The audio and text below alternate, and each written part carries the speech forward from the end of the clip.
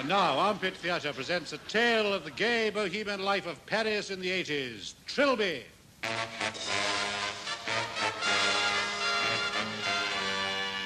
My name is William Mandergast, known as Little Billy, for reasons I don't care to go into. I'm a painter, and in the year 1880 I came to Paris to pursue my bent.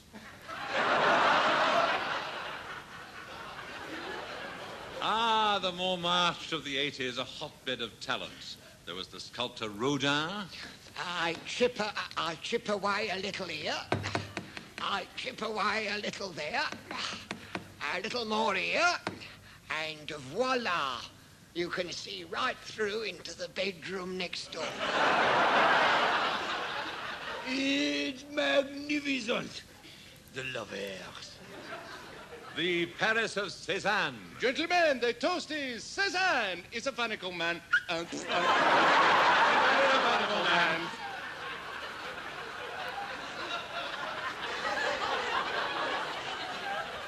I moved into a garret which I shared with several other impoverished artists. There was me, Little Billy, my best friend, Incredibly Tiny Fred, Economy-size Alf, and relatively enormous Cyril. And although we were cold, hungry, miserable, damp, and poor, somehow, when we were together, it was very much worse. But we got by somehow.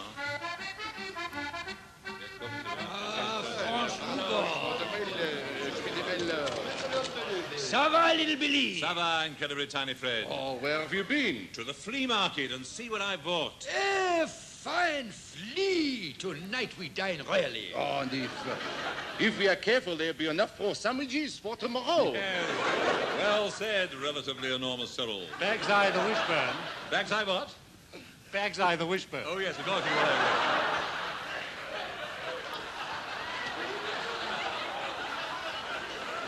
And how is the painting going, Incredibly Tiny Fred? Oh, not bad. This is my latest in the 18th century manner. Cupid in Aphrodite's bedchamber. After what, oh? So I see. Come in. My name is Trillby.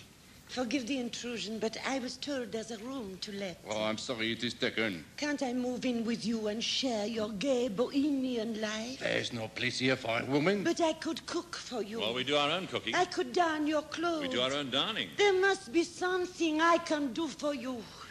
Trillby moved in next day.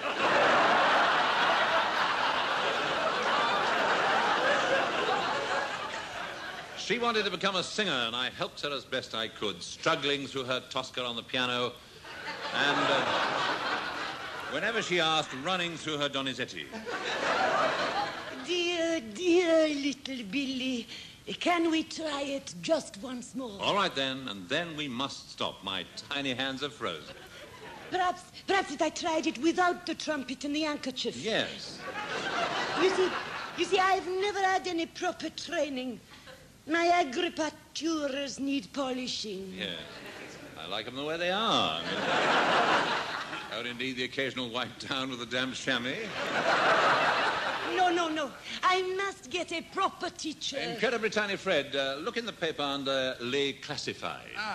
Oui. Here we are. Full-size reproduction of the Eiffel Tower, 7 francs. Postage and packing, 12 million francs extra. Yes, now let me see. Oh, yes, tuition various. Oh, you don't want to learn that. And you already know how to do that. That looks interesting, but I don't think we've got the room for it. There, look. Professor Svengali, singing teacher, hypnotist, abductor of innocent girls, competitive prices.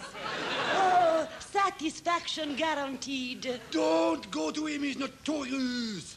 He'll lead you astray. He'll get you in his power and make you his slave. There's nothing he won't stoop to satisfy his evil desires. Nothing? Nothing. Trillby enrolled next day.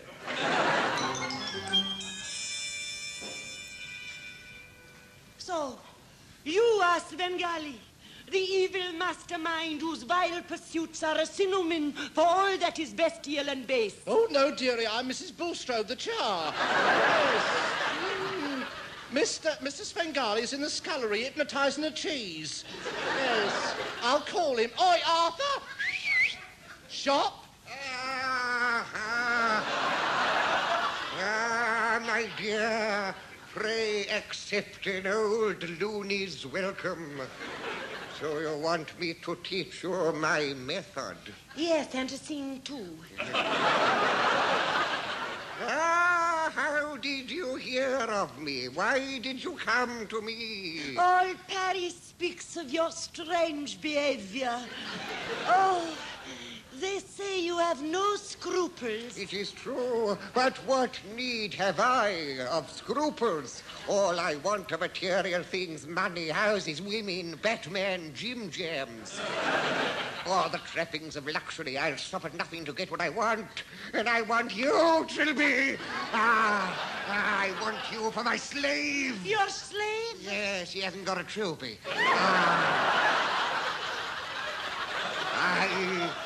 I will make you a great singer.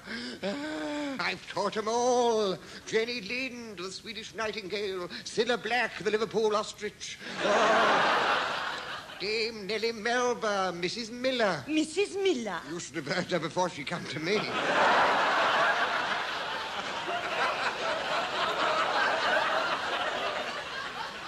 They all fall in love with me, my pupils.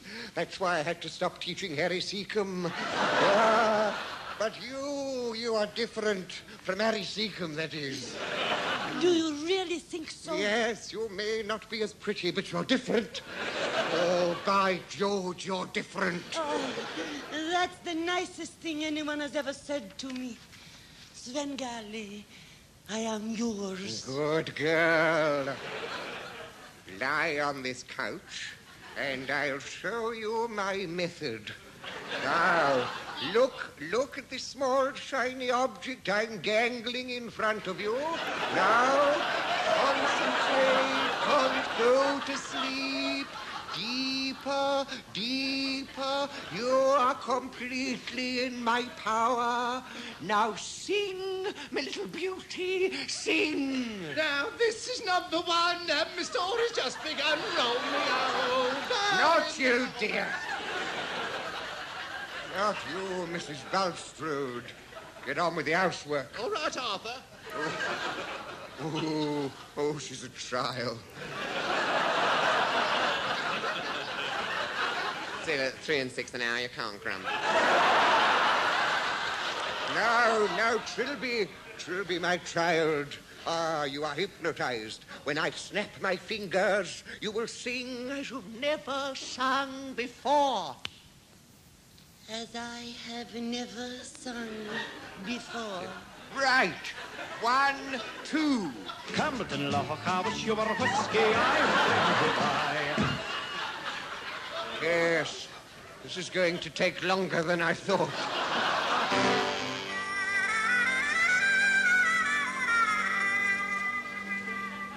With Trillby completely under Svengali's spell, little Billy went downhill fast. His life became one round of drink and women.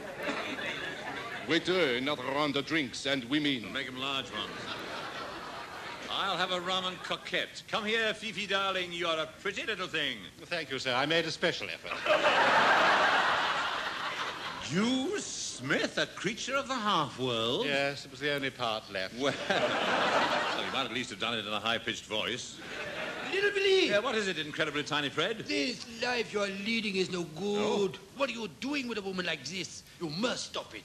Please, stop it. At least when I'm talking to you. Trillby needs you. Trillby, but she's the most famous singer in Paris now. She doesn't need me. She has Svengali. She misses you, little Billy. Won't you see her? She sings tonight at the Opera House. I have a little box, little Billy. Have you, incredibly tiny Fred? Come, little Billy, to the opera.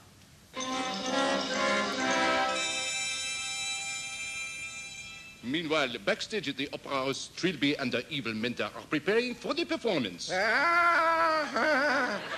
my dear, a little eyeshadow, a hint of rouge, and there a beauty spot, and just a little powder. There, how do I look?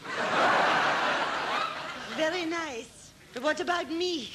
I'm so terribly nervous. Oh, I don't think I can go on. You must go on. You must. You hear? You've got to do it, kid. This is your big break, kid. You can't let us down. They believe in you out there. I believe in you, kid. You're going to be a star. I, Svengali, order you. You don't be afraid. I shall be with you. I am right behind you, urging you on. That's another matter. Please, Mr. Svengali, when I'm singing, do you have to hide under my crinoline? Aha, Svengali. Aha, little Billy. Let her go, Svengali. You can bring her nothing but misery. Nobody will have her but me. Stand back. He's got a knife. With an attachment for getting things out of horses' hooves. Quick, somebody distract him with a horse. Here, Dobbin.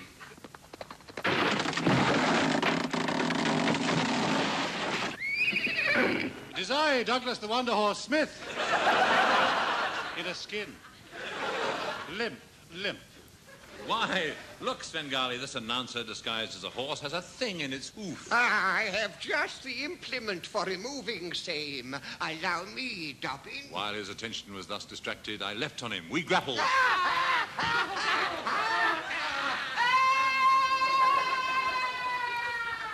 Don't look, my dear. He's not a pretty sight. Is he? Yes.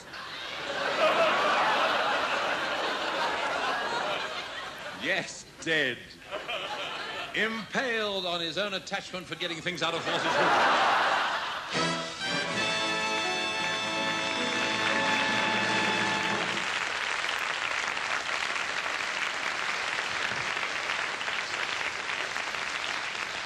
And so Svengali perished, but without him, Trillby's voice had gone. She sank lower and lower until the BBC, in their infinite wisdom, took pity on the poor creature and did the only thing they could for the piteous wretch. They entered her for the Eurovision Song Contest 1887.